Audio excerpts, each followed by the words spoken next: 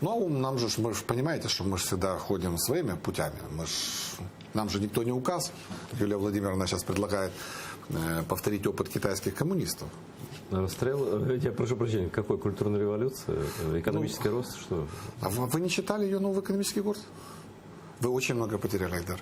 Я вот, видите, делаю бесплатную рекламу Юлии Владимировны. Вы читали? Да.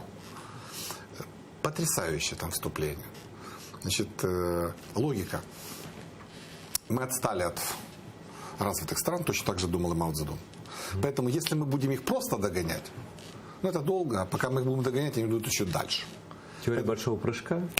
Это Мао Цзэдун. У Юлии Владимировны есть развитие этой теории. У нее есть квантовый стрибок. Почитайте, это очень интересно.